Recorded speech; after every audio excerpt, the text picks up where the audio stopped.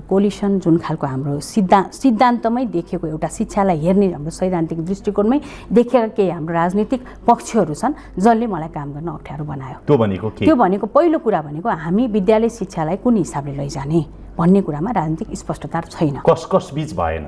खास कांग्रेस र एमालेको मुख्य गठबन्धन कांग्रेस एमाले दुवैमा के छ भन्दा खास गरी शिक्षालाई हामी निशुल्क बनाउन सक्दैनौँ भन्ने अवधारणा चाहिँ नेतृत्वमा मैले देखेँ।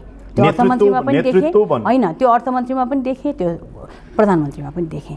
निशुल्क सम्भव छैन र अहिले भएका जति पनि प्राइभेट स्कुलहरू छन् ती स्कुलहरूलाई त्यसपछि के गर्ने त, उनीहरूको सम्पत्तिको रक्षा कसरी गर्ने भन्ने कुरामा अलि बढी उहाँहरू चाहिँ त्यसमा चिन्तित भएको पाएँ। यसरी सजिलोसँग बुझौँ है।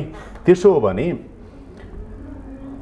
तपाईँको पार्टीका अध्यक्ष केपी ओली अथवा सम्माननीय प्रधानमन्त्री केपी ओली अथवा नेपाली कांग्रेसका सभापति शेरबहादुर देउवा, कांग्रेस एमालेका शीर्ष नेतृत्व अथवा राजनीतिक कर्मी नै तपाईँको राजीनामाको कारक हुन्। खास गरेर विषय के भने तपाईँले अहिले भन्नुभयो सार्वजनिक शिक्षाको गुणस्तरीयताको सन्दर्भ र तपाईँले खास गरेर अनिवार्य तथा निशुल्क शिक्षा ऐनको कार्यान्वयनमा तपाईँले लिएको अडान नै राजीनामाको कारक बन्यो। खास मैले प्रभाव पार्न सकिनँ भन्नुपर्छ।